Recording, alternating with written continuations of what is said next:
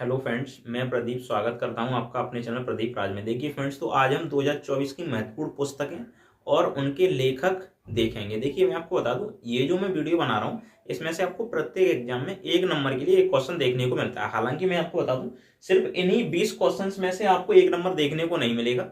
लेकिन हाँ, मैं आपको बता दूं, मैं सिर्फ 20 को ही लेके क्यों बता रहा हूँ, क्योंकि देखिए मैंने कंटिन्यू बुकें ये याद कर ली हैं। ठीक है, अब आप कहेंगे सर आपने याद कर ली हैं, हम कैसे याद करें। देखिए मैं आपको बता दूं, मेरे पास कोई ट्रिक नहीं है याद कराने के लिए। जैसे क्रेजी जी के ट्रिक वाला एप्लीकेशन होता है, वो स्वयं से याद कराता है, बट वो भी लंबे समय तक याद न रह पाती है। ऐसी मैं आपको बात मानता हूँ। ठीक है, हालांकि मैं किसी को ब्लेम नहीं कर रहा हूँ, लेकिन बच्चे बढ़िया याद कराते हैं, मैंने उनसे पढ़ा हुआ है। ठीक है, मैं पहले से बता दूं, ठीक है, काफी अच्छा पढ़ाते हैं। तो देखिए मैं पहले आपको बता दूं मैं क्या करता हूँ अपने याद करने का तरीका। जैसे मैंने जो सबसे पहले इनको याद किया था, ठीक है, मैं आपको बस बताता चलूंगा, आप लिख के आपको याद कर सकते हैं इनको स्वयं से। ठीक है ना, मेरे पास ट्रिक नहीं है, लेकिन आपको चाहिए तो ये मिल जाएंगे आपको, यहाँ से आप स्क्रीनशॉट ले लेना, कोई दिक्कत नहीं है। ठीक है, तो देखिए मैं आपको बता दूं, दैट्स मीन मैं क्या करता हूँ, सबसे पहले 5 बुक्स को लिख लेता हूँ। जैसे मैं आपको बता दूं, इधर ये बुक्स हैं, इधर ये इनके लेखक है। ठीक है ना, writer. That's mean first book है आपकी ऑर्बिटल, इसके लेखक हैं सामंता हार्वे। ठीक है, तो मैं क्या करता हूं, मैंने सबसे पहले इस एक को लिख लिया, मैंने 2 को लिख लिया, 3 को, 4 को, 5 को, तो मैं 5 तक लिख लेता हूँ स्टार्टिंग में। ठीक है ना, मैं क्या करता हूँ स्टार्टिंग में 5 तक लिख लेता हूँ, और 5 को मैं बैठ के 5 मिनट में याद कर लेता हूँ। देखिए 5 मिनट अवमन ज्यादा होती है, ये लगभग 2 से 2.5 मिनट में 5 याद हो जाते हैं। जैसे आपकी फर्स्ट बुक है ऑर्बिटल, लेखक है सामंता हार्वे, रतन टाटा ये बुक है तो थॉमस मैथ्यू इसके लेखक है। ठीक है, तो दैट्स मीन ऐसे करके आप इसको याद कर सकते हैं। ठीक है ना, उसके बाद में आपकी थर्ड बुक है माई बिलव्ड लाइफ, इसके अमिताभ कुमार है। ठीक है ना, इसका फोर्थ भाग है विटनेस, इसके साक्षी मलिक है। ठीक है ना, तो इस तरीके से मैं क्या करता था, इनको लिखने के बाद में इनको याद कर लिया करता था। देखिए मैंने एक बार में ये 20 नहीं लिखी है। ठीक है, मैंने ये कल लिखी थी, ये आज सुबह लिखी थी, ये दोपहर में लिखी थी, और ये अभी थोड़ी देर पहले लिख के याद भी कर ली है। ठीक है ना, और उसके बाद मैं इस वीडियो को बना रहा हूं। तो मैं क्या करता हूँ, स्टार्टिंग में 5 लिखी, उनको याद कर लिया। तो देखिए बोर्ड पे लिखने से जल्दी याद होता है, एक तो ये कंडीशन है। ठीक है ना, दूसरी कंडीशन, आप अपने रप्पे भी अगर 5 को लिखेंगे और उसके बाद में आप अगर याद करते हैं, ठीक है ना, 5 लिखेंगे उसके बाद याद करते हैं, तो आपको अच्छे से याद हो जाएगा। ठीक है ना, काफी जल्द। अच्छा, उसके बाद में मैंने ये उसके बाद में ये 11 लिख दी थी, क्योंकि देखिए 11 में क्या है, ये क्रिकेट से रिलेटेड है, आर अश्विन की है। ठीक है ना, तो ये मुझको काफी जल्दी याद हो गई। दैट्स मीन मैं इंटरनेशनल रिलेशन भी पढ़ता हूं, तो मुझको ये वाली वाई भारत मैटर्स जयशंकर प्रसाद, ये भी काफी जल्दी याद हो गई। इसलिए मैं आपको कहता हूँ कुछ चीजें जल्दी याद हो जाती हैं, इसलिए मैंने इस बार 6 लिख दी। और शेष मैं आपको बता दूं, इसमें से मैंने 4 बाद में लिखी थी, 5 मैंने ये बाद में लिखने के बाद में अपने याद कर ली आराम से, नो टेंशन, कुछ भी नहीं हुआ, बड़े आराम से याद हो जाती हैं, प्रेशर भी नहीं पड़ता है, और हल्की हल्की याद कर लेते हैं। अगर अमूमन मैं क्या करता, मैं 20 को एक बार में लिख लेता, तब मैं याद करता, तो मुझसे याद नहीं होती। मैं खुद बता रहा हूँ, भले ही मैं एक टीचर सही या फिर टीचर कम स्टूडेंट जा रहा हूँ अभी भी, मैं आपको बता दूं। ठीक है ना, ये जैसे समझ जाओ यार। तो देखिए मैं बस अपने तरीके बता रहा हूँ, और हाँ मैं आपको ये भी बता सकता हूँ, एक वीडियो में प्रॉपर बनाऊंगा अपने ऊपर, स्वयं के ऊपर। ठीक है ना, उसमें मैं आपको बताऊंगा आप किसी भी एग्जाम को एक बार में कैसे क्रैक कर सकते हैं। अब ये मत कहना कि सर तो आपने यूपीएससी क्यों नहीं क्रैक कर लिया। भाई मैं छोटे मोटे एग्जाम्स की बात कर रहा हूँ, भारत का अमूमन ज्यादातर युवा, ठीक है ना, छोटी एग्जाम की तैयारी कर रहा है। ठीक है ना, तो मैं छोटे एग्जाम को बताऊंगा। हालांकि मैं भी आपको बता दूं, मैं एसआई लेवल तक के एग्जाम को क्रैक कर सकता हूँ बड़े आराम से।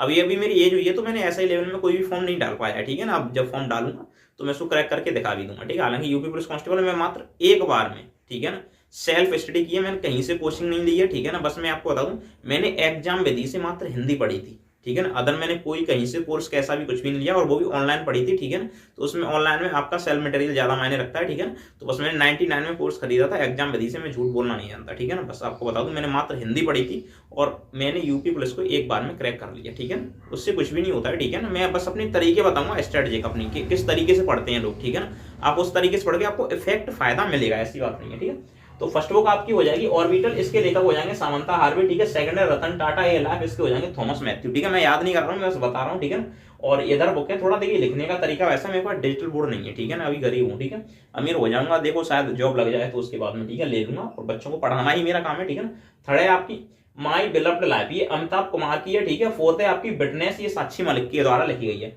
फिफ्थ है आपकी friends India closest strategic partners, ये है श्रीराम चौलिया की। ठीक है ना, उसके बाद में ये 6 है आपकी speaking with nature the origin of Indian environmentalist.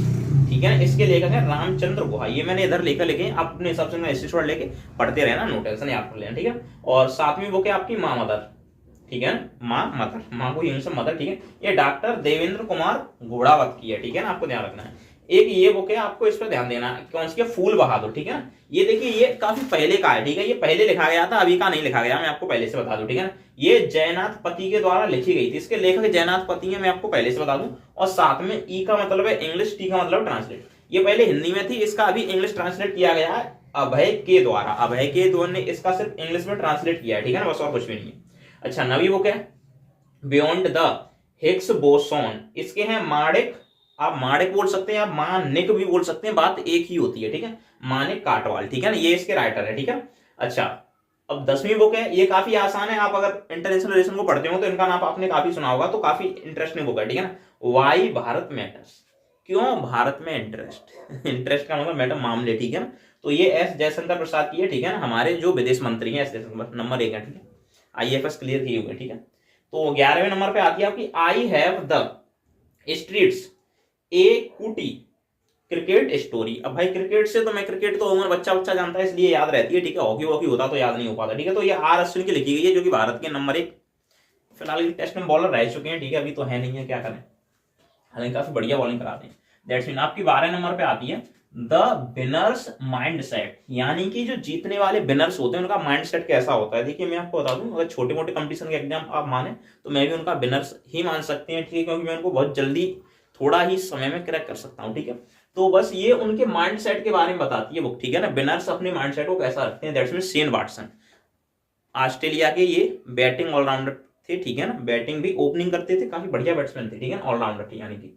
और ये 13वें नंबर पे आती है आपकी सोर्स कोड माई बिगनिंग्स। आप देख सकते हैं माई बिगनिंग्स, मेरी बड़ी इनिंग्स, ठीक है ना, कौन खेल सकता है, ये बिल गेट्स, जो 1 सेकंड में 12,000 रुपए तक छाप सकता है, ठीक है ना, वो बिल गेट्स, ठीक है ना। अच्छा, 14 नंबर पे आपकी आती है हेवनली आइसलैंड्स ऑफ गोवा। ये लिखते हैं अपने भारत के PS श्रीधरन पिल्लई, ठीक है ना। ये हेवनली यानी कि स्वर्ग जैसा, आइसलैंड है गोवा का, ठीक है ना, स्वर्ग जैसा, ठीक है ना, हेवनली, हेवन में स्वर्ग होता है, ली में उसके जैसा, ठीक है ना। अच्छा, 15वें नंबर पे आती है बिहार के गांधी नीतीश कुमार। ये लिखते हैं आपके अशोक सांभवी चौधरी। ये दोनों चौधरी है, देखिए एक अशोक चौधरी है, एक सांभवी चौधरी। मैंने कोष्टक लगा दिया, कॉमन ले लेते हैं मैथ में, उसी हिसाब से चौधरी को मैंने कॉमन करके पीछे लिख दिया, जगह भी ज्यादा नहीं घेरेगा, काम भी हो जाएगा, ठीक है ना, ये है। अच्छा, 16वें नंबर पे आती है आपकी इंडियाज न्यूक्लियर टाइटन्स, ठीक है ना।